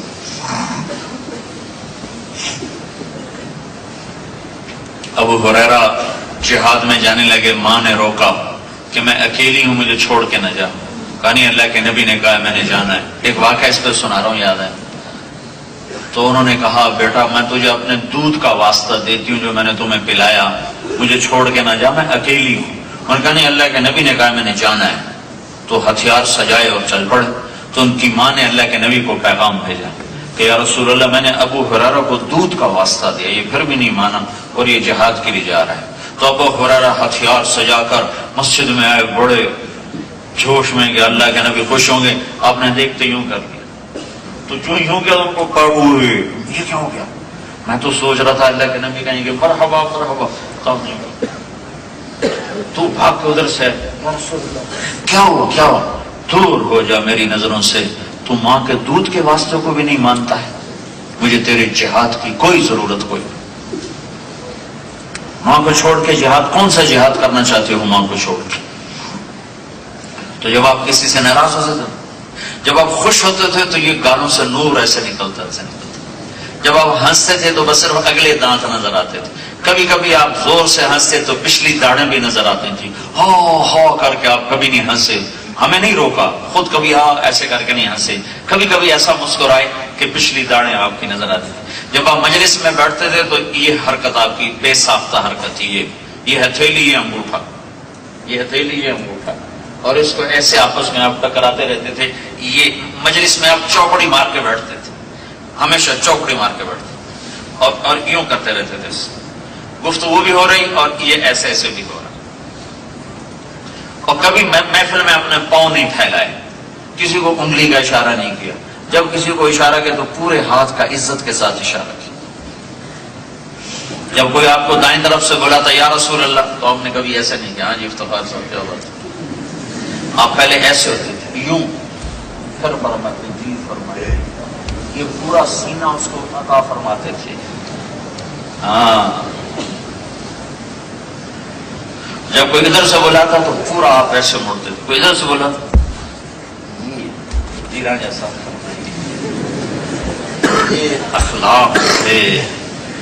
آج تم نماز کو ہی دین سمجھتے ہو، نفرت سے دل بھرے ہوئے، بغض سے دل بھرے ہوئے، ایک دوسرے کی جان کے در پہ، عزت کے در پہ، مال کے در پہ کون سا دین لائے ہو اور کون سی سیرت کے جلسے کرتے ہو کہ دل بغض سے سیاہ ہو چکا، پتھر ہو چکے۔ تو زندگی بدلو میرے عزیزو، یہ جو تبلیغ کا کام ہو رہا ہے یہ آخر سورہ میں کا شروع ہے وَإِذْ قَالَ مُوسَىٰ لِفَتَاهُ لَا أَبْرَحُ حَتَّىٰ أَبْلُغَ مَجْمَعَ الْبَحْرَيْنِ أَوْ أَمْضِيَ حُقُبًا فَلَمَّا بَلَغَا مَجْمَعَ بَيْنِهِمَا نَسِيَ حُوتَهُمَا فَاتَّخَذَ سَبِيلَهُ فِي الْبَحْرِ سَرَبًا فَلَمَّا جَاوَزَا قَالَ لِفَتَاهُ آتِنَا غَدَاءَنَا لَقَدْ لَقِينَا مِنْ سَفَرِنَا هَٰذَا نَصَبًا. یہ سارا قصہ چلتا ہے. یہ موسیٰ علیہ السلام کا علمی سفر ہے اور یہ شریعت نہیں تھا، یہ دنیا کا علم تھا جس کے لیے موسیٰ علیہ السلام نکلے تھے. شریعت کا علم تو ان کے پاس پہلے سے تھا، تورات ان کے پاس تھا. تو کرنے کے دو کام ہیں، ایک اپنے علم پر محنت کرو، ڈگری والے نہ بنو، علم والے بنو. کہ علم اپنا نہیں ہوگا تو تم جب تک مغرب کے محتاج رہو گے علم میں تو میں اور آپ ذلت سے نہیں نکل سکتے. ہم خود تراشتے ہیں منازل کے سنگ میل، ہم وہ نہیں ہیں جن کو زمانہ بنا گیا. اپنے علم کو خود بناؤ، سنوارو، سیکھو. علم سیکھو، ڈگری نہ لو، علم سیکھو. علم والے بنو، ڈگری والے بنو نہ بنو، علم والے بنو. ایک محمدی بنو، سراپا محمدی میں ڈھلو، محمدی بنو. زندگی حضرت محمد صلی اللہ علیہ وسلم کے طریقے پر آ جائے تو تمہاری دنیا بھی بن گئی، تمہاری آخرت بھی بن گئی. جن استادوں سے پڑھ رہے ہو ان کا ادب. تمہارے لڑکے لڑکیاں اکٹھے پڑھتے ہیں، نظروں کی حفاظت رکھو، فاصلہ رکھو.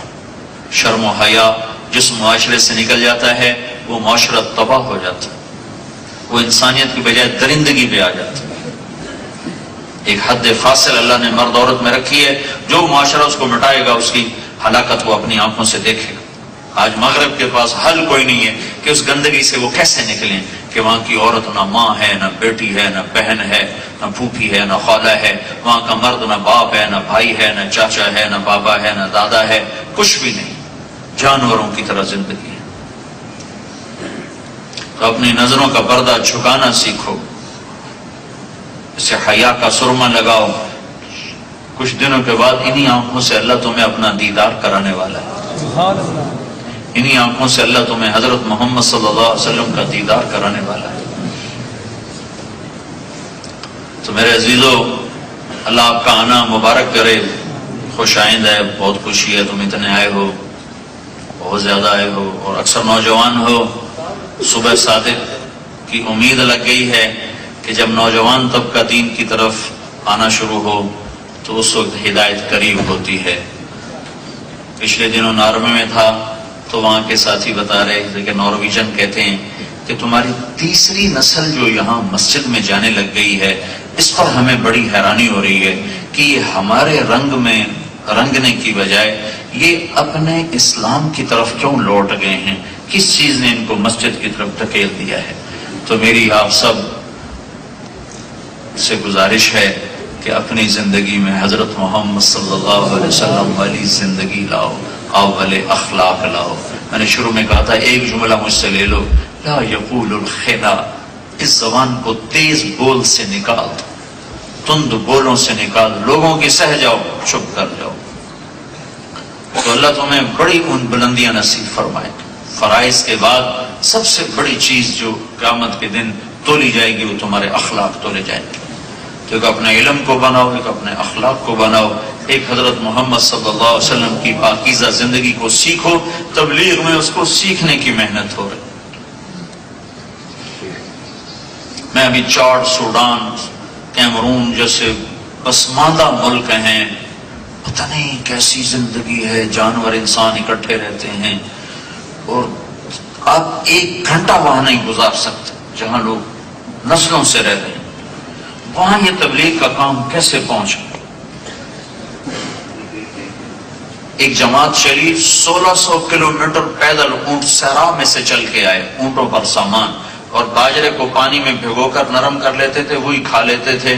باجرہ کھاتے کھاتے 80 دن میں وہ اجتماع کے لیے پہنچے. وہاں اجتماع میں میں گیا تھا. وہاں کیسے تبلیغ کا کام پہنچ گیا؟ جنگلوں میں کیسے تبلیغ کا کام پہنچ گیا؟ یہ کوئی تحریک نہیں، یہ ایمان کی محنت ہے جس نے دنیا کے آخری کنارے تک لوگوں کو متاثر کیا ہے. تو میرے عزیزو، میری بات کا خلاصہ، اس سیرت کے آج کی مجلس کا خلاصہ، ایک اپنے اخلاق اچھے کرو، زبان قابو میں رکھو. گالی کا جواب گالی سے نہ دو، دعا سے دو، دعا سے دو. تھوڑا سا دل پہ پتھر رکھ لو، اور حضرت محمد صلی اللہ علیہ وسلم کی پاکیزہ زندگی اپنی زندگی بناؤ، اور علم کو علم کی بنیادوں پر حاصل کرو، علم کو صرف ڈگری کے لیے حاصل نہ کرو۔ اتنا کچھ کر لو گے تو اللہ تمہیں چمکائے گا، اللہ تمہیں عزت دے گا۔ چھٹیوں میں وقت لگاؤ، تبلیغ میں جاؤ، یہ جانا تمہارے ایمان کی ترقی، تمہارے عمل کی ترقی، تمہارے اخلاق کی ترقی، ہر طرح تمہیں بڑا اونچا لے کر جائے گا۔ اللہ تعالیٰ کی طرف سے ہدایت کا اس نے ہر مہینے 3 دن لگانا شروع کیے۔ 6 سال کے بعد اللہ نے اس کا گانا بھی چھوڑا دیا، ناچ بھی چھوڑا دیا۔ مجھ سے بڑی داڑھی ہے، مجھ سے بڑی پگڑی ہے، جہاں گانے جاتا تھا وہاں اللہ کا پیغام سنانے جا رہا ہے۔ تو آپ سارے اس کی نیت کرو، جب نماز کا وقت ہو جائے تو نماز کو اپنے وقت پہ ادا کرو، کمروں میں نہ بیٹھے رہو۔ ہاں کلاس چل رہی ہے تو وہ تھوڑا سا آگے پیچھے کر لو، قضا ہونے لگے تو کلاس بھی چھوڑ دو، پھر کلاس نہ پکڑو، پھر نماز پکڑو۔ نماز نہیں چھوڑ سکتی، کلاس چھوڑ سکتی ہے، لیکچر چھوڑ سکتا ہے، نماز نہیں چھوڑ سکتا۔ قرآن اپنے کمروں میں رکھو، تمہارے گھونسلوں میں گانے کی آواز نہ آئے، تلاوت کی آواز۔ اللہ تعالیٰ قیامت کے دن کہے گا میرے وہ بندے کہاں ہیں جو دنیا میں گانا نہیں سنتے تھے، آج میں ان کو جنت کا گانا سناؤں گا۔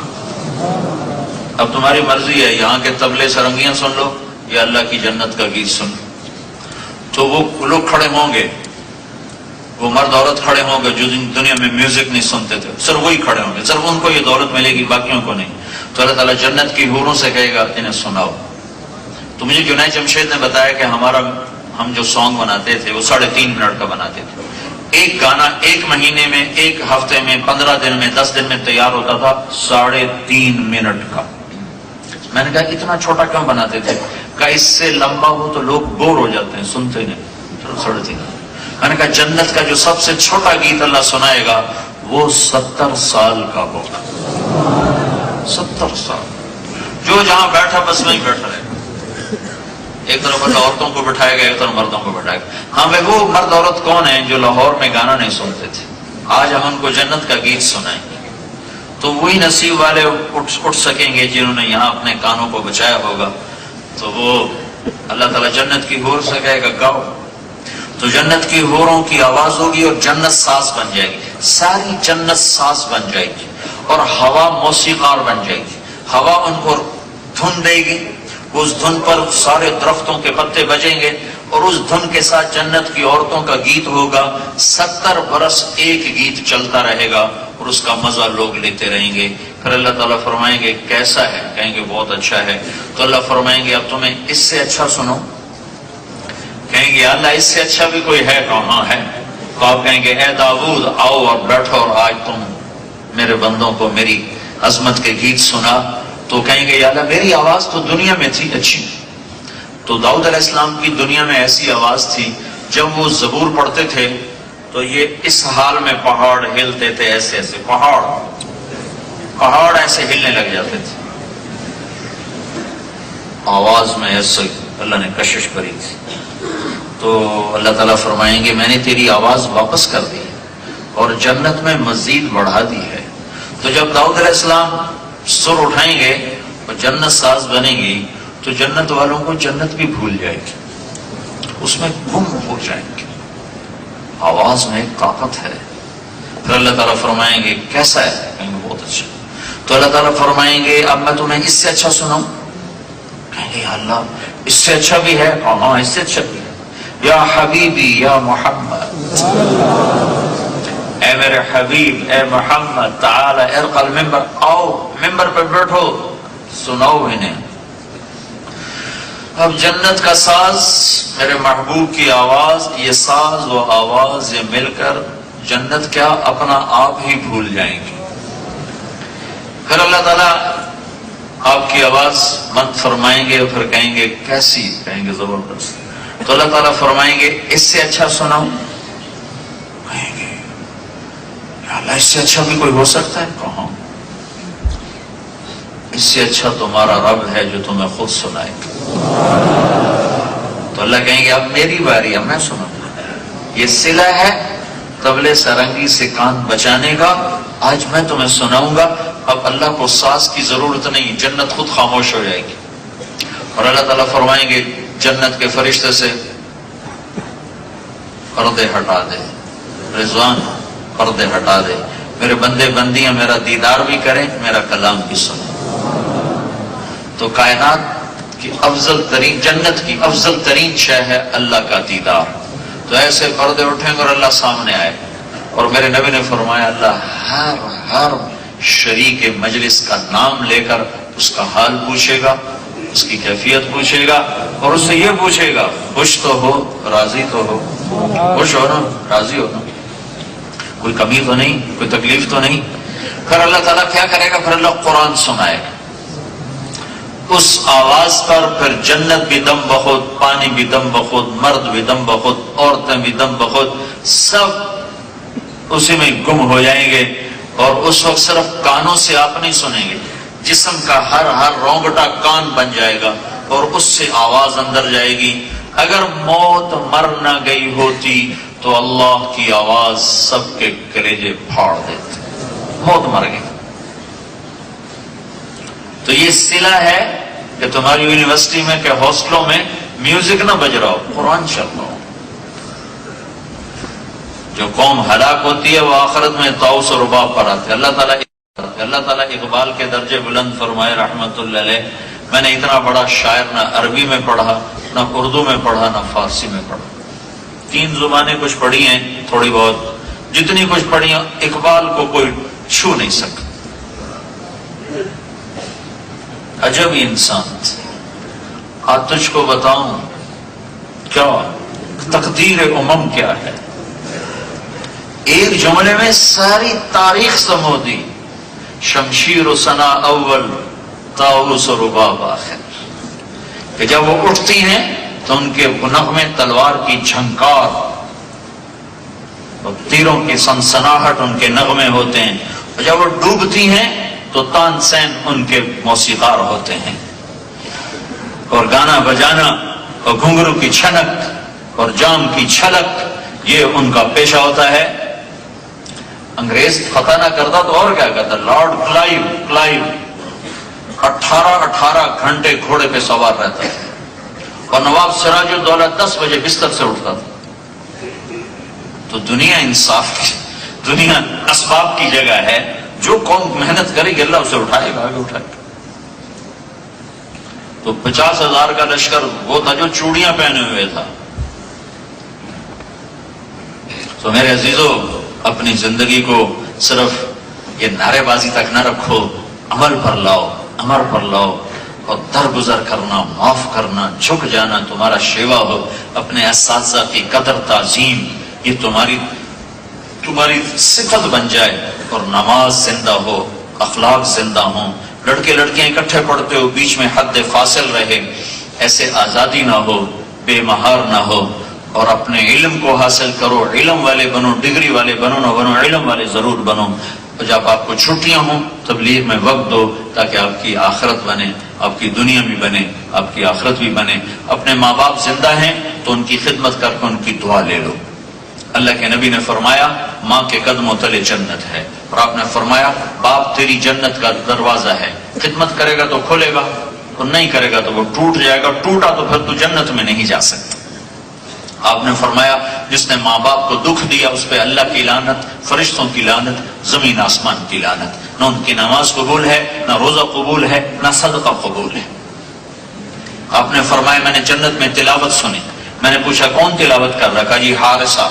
کہا حارثہ تو زندہ بیٹھا ہے، تلاوت مسجد میں، جنت میں تلاوت کیسے پہنچ گئی؟ چند ہزار کو سنانے کے لیے کتنا مائک سسٹم چل رہا ہے، اور حارثہ کی آواز جنت میں کیسے جا رہی ہے؟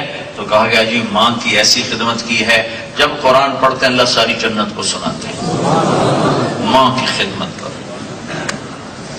ہاسٹلوں میں رہتا، میری زندگی ہاسٹل میں گزری، 11 سال کا تھا جب میرے باپ نے مجھے لاہور بھیج دیا۔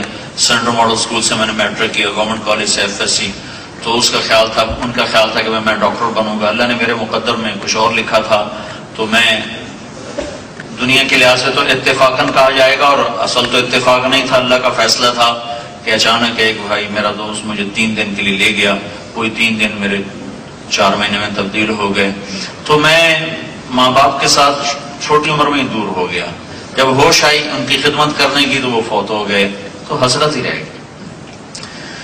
تو تمہیں اللہ موقع دے تو ماں باپ کی خدمت کرو، ان کی دعا لو، ان کی دعا لو، ان کے لیے دکھ نہ بنو، ان کے لیے تم رحمت بنو۔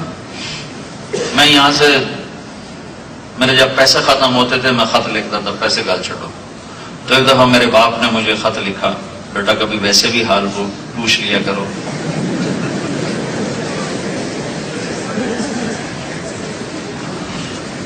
لیکن اس کو پتہ ہی نہیں تھا باپ ہوتا کیا ہے، ماں ہوتی کیا، اور اس میں میرا کیا قصور؟ میرے ماں باپ نے مجھے بتایا ہی نہیں تھا، جو بتانے کی عمر تھی اس میں مجھے لاہور بھیج دیا، 11 سال کی کوئی عمر ہوتی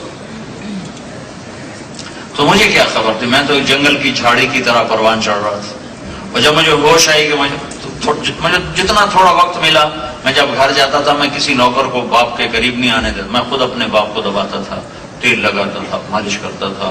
میرے باپ مجھے بڑی دو، لیکن تھوڑا زمانہ ملا، جلدی چلے گئے تو وہ ایک حسرت رہ گئی۔ تو تمہیں کہتا ہوں اگر تمہارے زندہ ہیں تو جی بھر کے خدمت کرو، اگر مر چکے ہیں تو ان کے لیے ایصال ثواب کرو، ان کی قبروں پر جاؤ، وہاں بیٹھ کر قرآن پڑھو۔ ہمارے ہاں تو قرآن بھی کرائے پر ملتا ہے کہ یہ مدرسوں کے پاس جاتے ہیں، مولوی صاحب قرآن دے گئے آنند جی 100 ختم لے جاؤ۔ تمہارا تو قرآن بھی کرائے پہ ملتا ہے، خود نہیں پڑھتا۔ ایک ہمارے عزیز سے ان کی والدہ فوت ہو گئی، میں گیا، ان کی کلخانی تھی، میں گیا تو وہ باہر بیٹھے گپے مار رہے تھے، اندر انہوں نے مدرسے کے بچے بلائے ہوئے تھے قرآن پڑھنے کے لیے۔ تو میں نے سوچا چلو میں ان کے ساتھ بیٹھ کے قرآن پڑھ لیتا ہوں۔ میں گیا تو ایسے ہل رہے تھے، میں بیٹھ گیا، میں نے پہلے دھیان نہیں دیا، پھر میں نے کہا یہ پڑھتے تو کچھ ہے نہیں، سے ہل رہے تھے۔ تو پھر میں نے دیکھا تو نیچے ایک ریڈیو چل رہا تھا، تو وہ انڈیا پاکستان کا کرکٹ میچ لگا ہوا تھا، وہ سن رہے تھے اور ایسے سے ہل رہے تھے۔ اور جب کوئی ان میں سے آ جاتا تو شروع ہو جاتا ہے الف لام میم ذالک الکتاب لا ریب فیہ ھدی للمتقین یاسین والقرآن۔ جب وہ چلے جاتا کتنے سے پور ہو گئے، اور گھنٹے بعد کا جو قرآن موک گیا ہوں کی موک ہے کمنٹری دا ثواب امن۔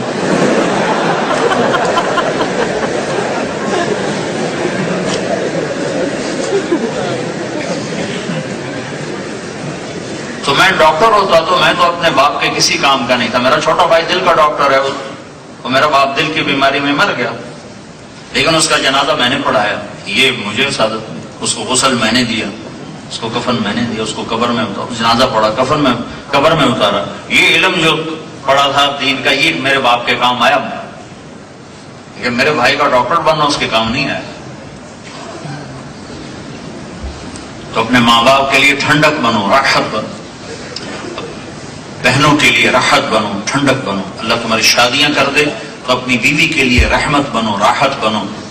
اللہ کے نبی کا فرمان ہے بہترین مسلمان وہ جو بیوی سے اچھا سلوک کرے، اور آپ نے فرمایا جو جنت میں میرے گھر کے قریب گھر بنانا چاہتا ہے، جو جنت میں میرے گھر کے قریب گھر بنانا چاہتا ہے تو اسے 2 کام کرنے ہوں گے، ایک اپنے اخلاق اچھا کرے، ایک اپنی بیوی سے اچھا سلوک کرے، تو وہ جنت میں میرے گھر کے قریب اس کا گھر ہے۔